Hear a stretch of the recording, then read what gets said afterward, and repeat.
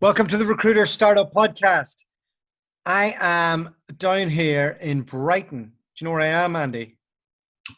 You're in Backdoor Barry's office. In Backdoor Barry's office, Interprotect. It's quite an empty office, as a lot of offices are in COVID. He's put in a work from home policy. So he was telling me Olga is in Poland and Josh is wherever Josh is, somewhere in the south of England. And they're adjusting to the work from home. Today's guest is Philip Ellis from Optima Corporate Finance, and we got Philip on mainly because, well, I'll let you explain, Andy. We got to a point where we decided it was time to build our own network of recruitment leaders. And well, I'll let you jump into that. Yeah, I mean, I think one of the things that we looked at was when we just sort of started building this network, is one of the things that is important to people as they look to build their business is obviously the exit. And a lot of the groups we looked at, although that might be part of it, we didn't feel there was the knowledge in those groups. So one of the things we thought we'd build is a real understanding around that, and actually looking to bring in experts that potentially can help the membership with those things. And to give people a little bit of a rundown on the different groups, we've decided to split it into three areas. One is the bounty for top tier CEOs, a lot of Andy's connections, and people at public listed companies, people who've sold businesses, who are potentially interested in investing in other recruitment firms, who are very versed in the buying and selling of recruitment and what that means from an M&A perspective. The next group will be a lot of boutique founders who'll be on their first journey. There'll also be a lot of country managers who are high potential individuals. That may be the next thing. And like me, a lot of them won't have had much access to the M&A world and what that means. So it just made sense to go, okay, well, where can we educate ourselves on this? And you're more knowledgeable in this area than me, but for me, it's brand new. But it fascinates me to know how the deals are made, what the structure is. And of course, we have our third group, the dinghy. And that's for independent recruiters and for recruiters who are at good recruitment companies who want to potentially set up their own firm. So it's good for them to know also, what can they do to drive value out of their business. And one of the exercises that we've done with you, Andy, is working on that North Star. And I think that'll probably come into a lot of this. Yeah, and one of the things that I picked up the other day, speaking to someone who does a lot of this M&A business, is no one ever sells a company, someone always buys a company. And I don't know if Philip sort of gets that as well, because actually the reasons you want to sell a company are obvious. You want to leave, you want to get your cash off the table. The reasons why someone will buy you is what value are they buying. So even if you are a small company, positioning yourself, for your exit long term, growing towards that North Star, as you said, is really powerful. And the other thing is, opportunistically, if someone does come along and is in the market to buy exactly what you do, being ready for that as well and understanding that. So yeah, I mean, those are sort of themes, I guess, that we'd like to explore with you, Philip. And Philip, just give us a quick intro into your background, and then maybe we'll take it back a step and kind of explore some of the basic things. Okay, thank you. Well, pleasure to be here. My background is that I qualified as a chartered accountant a long time ago, moved into corporate finance in 1991, did my first deal in recruitment in 1996, which was the sale of a specialist nursing agency. It was just another deal for us at the time. And then the acquirer came back to us shortly afterwards, said they liked how we worked on that deal and asked if we could help them make more acquisitions. And that's how it all started. That was 24 years ago, like many people, somewhat accidental. But one thing led to another. We started working with more recruitment businesses. 2001, I founded and floated a business on AIM called Staffing Ventures, which was designed to back recruitment startups. So just as you were saying before, those that might be thinking of leaving, setting their own thing up, we created a vehicle to invest and back those people. back in time. I stayed with that business for a period of time up until 2006, and then focused full-time back in the corporate finance world, and worked exclusively in the recruitment sector since then. So for the last 14 years, everything I've done has been in and around the recruitment space. And do you work on the buy side, on the sell side? Can you explain the difference on how all that happens? Yeah, so it's a mix. So we absolutely help business owners that have built their business to sell, but also, although of course not on the same transaction, but also work with acquisitive companies and help them to find strategic targets. Just as Andy was suggesting, what we will do sometimes is go out into the market, find businesses, owners who are minding their own business, getting on with their day-to-day life, but they happen to have a business which would be attractive to our acquisitive clients, and so we'll knock on their door, see if they're ready to have a conversation. And if they're poorly prepared, it'll be a short conversation. If they're well prepared, it might be a bit more meaningful. Any questions, Andy? Yeah, I guess that preparedness. I mean, where I've sort of looked at deals in the past, you're absolutely right. That conversation could be very short, or it can be quite a painful exercise to almost knock what you want to buy into shape. So, what would you typically look for that to be a meaningful conversation? Probably number one issue is how reliant the business is on the owner. So if it's all about the owner and he thinks, well, yes, I'm going to sail off into the sunset with a big fat check, of course, and there's not much left behind afterwards, that's hopeless. So in the early stage of the business, of course, it is about the owner and it's their drive and ambition and so on, which will get the business going, which is fine. But when they get to a point where there's a team around them, it's important to understand the importance of delegating some of those key client relationships and some of those responsibilities so that there is more value in the business. So how long should the owner demonstrate that they are away from the coal face to get the maximum value?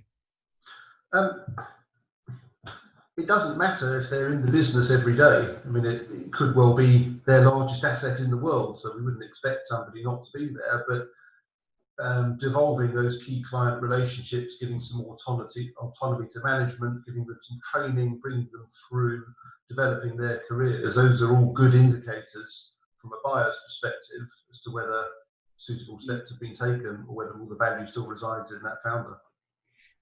You sent me through 10 key areas that drive value in a business, which I think a lot of us kind of know. Just to recap on that quickly. Specialism of brand, compliance, temp versus contract, quality of the margins, the size of them, the profit, and a couple other areas. But the bit that kind of interests me, because myself and Andy have jumped into this a few times, is the specialism within the brand. Somebody said to me, nobody wants to buy a jumble sale. Like when I look at the big firms out there, I see like 4 key specialisms, maybe 5, and like can you elaborate on what you see as the ideal when it comes to specialism? So I think for an owner that's developing a business which they're looking to sell, that's what we're talking about here. That's what those value drivers are about. Inch wide, mile deep is a phrase that you might have heard a few times. So 2 businesses, both generating £500,000 of profit, let's say, if one only operates in a very specialist area and is well known for being a good quality operator in that market, that business will command a greater price than a business making the same profit, but with 5 desks with a few people and all doing okay, but nothing really to write home about, because lose a couple of people and you start to undermine value in those different desks. But someone that's a real specialist in their area should be able to command premium pricing within their markets, and therefore, as a business, is more valuable. So, every day, specialist over generalist would be more valuable and more attractive to acquirers. Niche. I mean, you see it actually in the growth businesses. It's not only more attractive, it's actually easier to grow if what you do is repeatable and scalable across geography as well. Yeah. Be famous for something. But then why do all the leading scalable recruitment firms out there have 4 brands or 3 brands minimum? I would say once they're at that size, they're probably not looking to exit. So if they're listed businesses, it's about driving shareholder value, and there's only a certain size you're going to become in any particular market. So being large in a number of markets is fine, and they may have bought or developed other areas. I'm really referring to owner managers looking to exit. Yeah, same here. No, but like I would think of a lot of our people in the bridge, and some in the bounty as well. They would have three brands out of 100 heads. Yeah. Would they be better sticking it all into the one brand as opposed to diversify?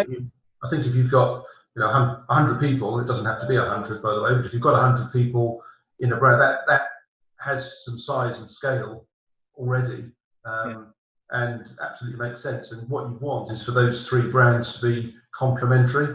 The thing to think about is if you want to sell, somebody needs to buy it all. And so if you had 3 brands doing finance, industrial and life sciences, you're going to struggle to find somebody that wants it all. So then you're going to have to break it up, or you're going to compromise on value. If you've got finance, IT and HR, for example, you can understand why somebody might want to snap that whole lot up. That makes a lot of sense. I'm interested to know, actually. I mean, you've been doing it for so long. It might not be one of yours, but what's the deal you've thought, wow, that's a deal. That's a game. That's impressive. Well, although I don't think anyone's seen the specific facts and figures, I think the Faden exit was pretty impressive for what was a perm-only business. But they were smart. That was a great model, and they nailed it, and they got a great price for that. What was smart and what was great about the model? The fact that they had a really good culture. They were focused on grads. They opened offices in university towns where they're going to get the high quality candidates coming through. They just got their market right. They were good at it, and they just kept doing it and repeating it and then scaling it internationally. And I think they got a lot of things right there, and that paid dividends in the end. So this is, nobody can quote me on this, but what we hear is that it was a business generating 10 to 12 million of EBIT, and it got a multiple in the 10 to 12 range.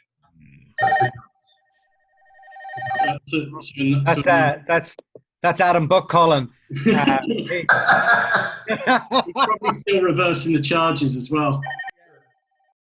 Telling me it was 15 times multiple. What are you talking about? Yeah, absolutely. So, I mean, what's been the impact of COVID? So I think there was, the industry was chugging along. There was some nice deals being done. What's been the impact? Have you seen it, Philip? Well, I think almost without exception, deals which were in process came to a shuddering halt.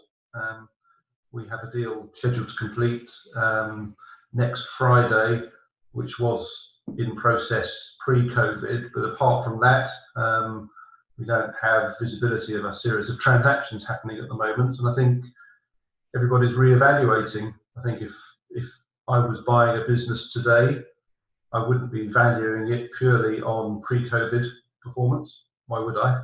And a seller wouldn't sell a business unless they were in some trouble on current performance. So deal structures, I think, will change. We weighted more heavily towards earn-out and future performance. But we're getting a lot of phone calls from businesses that are interested in exploring acquisitions, and not just bottom feeders looking for distressed opportunities, but businesses where their own growth has slowed, but they're perhaps on a journey towards exit at some point, and recognise that there will be opportunities out there to acquire businesses probably from Q4 onwards this year. How nervous are people about the work from home element of the cultural change in recruitment? Do you mean from a buyer's perspective? Sure, yeah. Well, so I think the general sense of work from home was it's a ticket for someone to put their feet up and chill a bit. And I think everybody in every industry has found that that's not necessarily the case now because of the way things have happened. So it's probably accelerated that pattern. And I think there's a wider acceptance now that that businesses can function that way. I'm not saying it's perfect. I'm not saying it won't have an impact, but I think businesses can function. How you bring through trainees and get that sort of team side of things together. I mean, I'm not operational, I don't sit inside recruitment businesses, but that would be a concern, I would think. Yeah, when we go to the example you give us of a perfect deal, you would think that in today's world, to take through mass graduates on a work from home basis where they can't learn from the person beside them, that's going to be a worry for me as a buyer. Yeah, I think that's right. And I think, again, from the sense I'm getting from the businesses I've spoken to, those who have been furloughed and maybe won't be brought back are likely to be the most junior, least skilled recruiters. So you're almost going to have, would be exaggerating to say, a lost generation, but there's going to be a gap there. There's going to be a period of time where you won't have those people. And so how do you get back on track, and when do you do it, and how do you bring those people up to speed? That will be a challenge. And I think it depends where businesses are positioned, because I know from my personal perspective, I'm not in a hurry to start commuting into central London. Sure. Provincial businesses where people can drive to the office, it might be a slightly different story, and it may be the teams are congregating again more readily. But I think in London particularly, and I'm sure other cities, that's a little bit more of a challenge. And when you look at the market right now, what was the last big deal you did? How did it play out? Well, it would have been pre-pandemic, and so we completed a number of transactions last year, and whilst each had their own nuances, they were fairly normal, if there is such a thing, in terms of M&A transactions. So every deal is different, but there's a general market acceptance of what the valuation metrics are and what's sensible and what's not sensible. And so if you've got sensible buyers and sellers, then that's a good starting point. So what does that mean though, Philip? Like, so when you got, like, who's communicating what at what time when that deal's being done? Because everybody wants value from a negotiation. So walk me through what that is, because that's something I don't have any eyes on. Okay, so let's talk about a business that we're selling. I think that's easier to explain. So we're acting for the owners who are looking to sell. So before we engage with anyone, we will give some guidance on what we believe to be a reasonable valuation, because if expectations are unrealistic, whether that's because their mates down the pub told them or 5 other people they've spoken to. The Recruiter Startup Podcast. Yeah. We don't want to engage with someone that has unrealistic expectations, because that's destined to end in disappointment, which is not good for them and not good for us. So having established that the owners are realistic, and that might involve some expectation setting, we'll then go out to market, but we don't put a price, an asking price on a business. Our role really is to find the strategic acquirers that will attribute most value to that business and might be willing to pay a little over the generally conservative value that we've given to owners. We don't try and win mandates. You have wiggle room. Prices. So if we can find a strategic buyer that sees real value and wants that business for more than just the profit that it brings, but they can see added value, that's how we go about it. There's obviously a negotiation phase. We receive indicative offers. If an indicative offer is probably more than 20-25% out of the range, we probably dismiss it, because if they're willing to double their price, they're probably not the people we want to negotiate with anyway. And if they just think the business isn't worth enough, then we wouldn't talk to them either. So if we've got sensible offers, then we'll engage in discussion and negotiate. Now, before we started, yourself and Andy said recruitment is small. The world is small. Your world is very small. Are you coming up against the same brokers on the other side of the deal repeatedly? Well, firstly, let me say I don't like the word broker. I think there are brokers in the market, but they tend not to be not to be the people that do a particularly good job, if I can say such a thing. I think so. Corporate finance advisor would be a preferred term, and that's okay. And sometimes, yes, there are others that do what we do and specialise, but at the same time, every accountant in the country will have a recruitment client. Every lawyer will have done a recruitment deal. So you'll often find generalists that have a client, and some will have specialist advisors like us, and let's say there's some others in the market. I'll let you jump in, Andy. I know you love the art of the deal.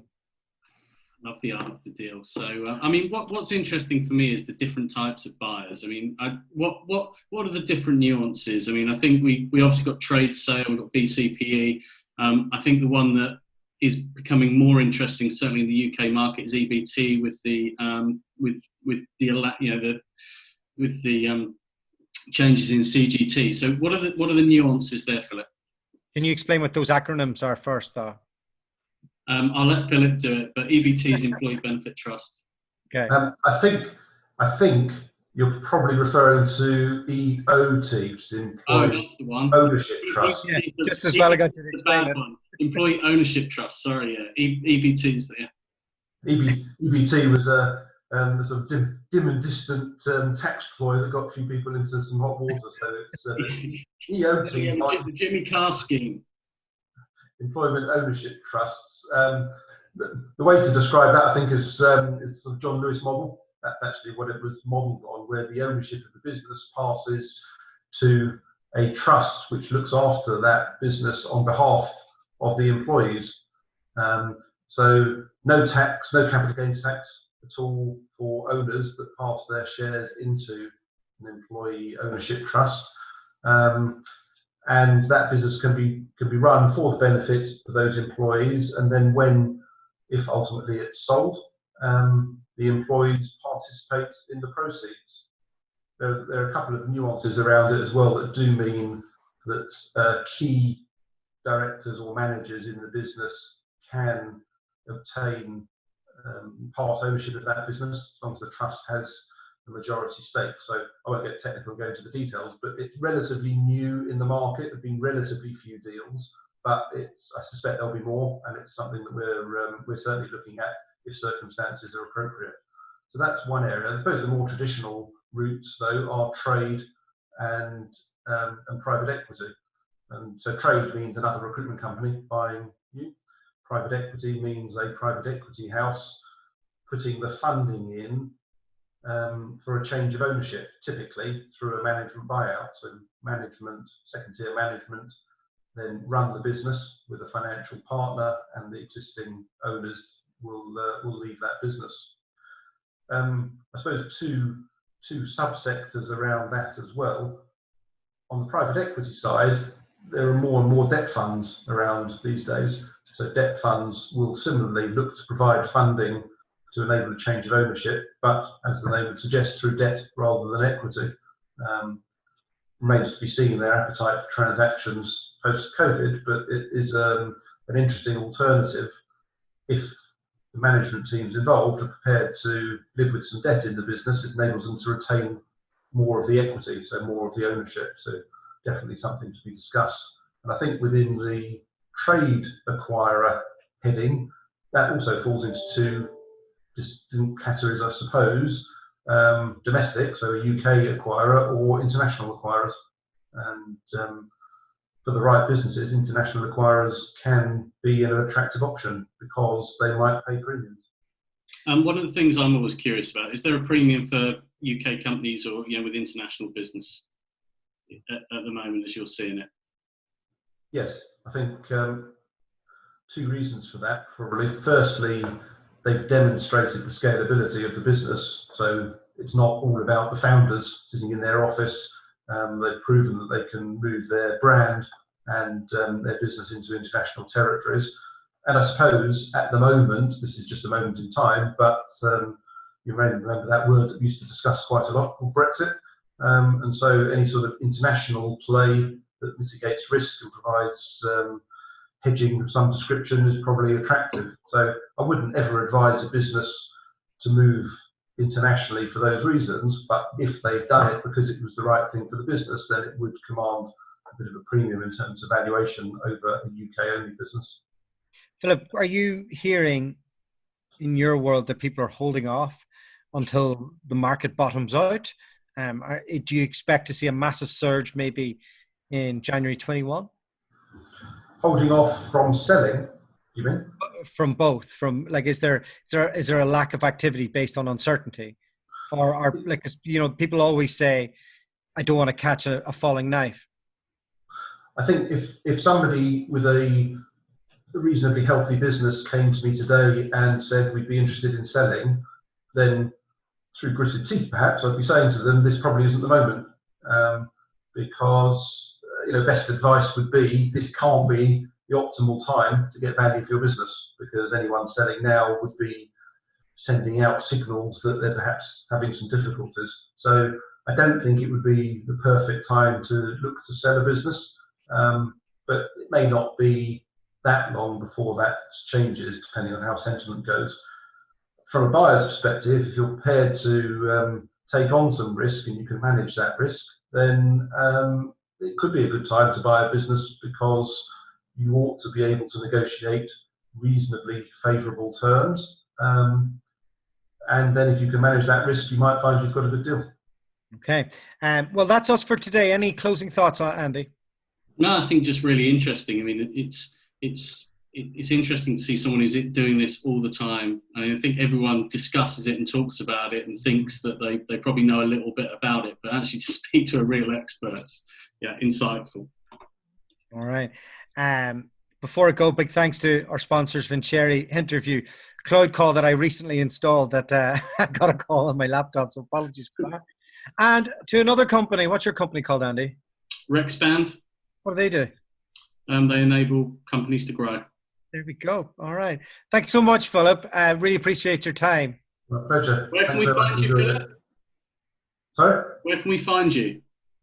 You can find me. Visit the website, Optima CF. That's Optima C for corporate, F for finance.com. Okay, brilliant. Cheers, guys. Thanks, guys. Nice to see you. Bye.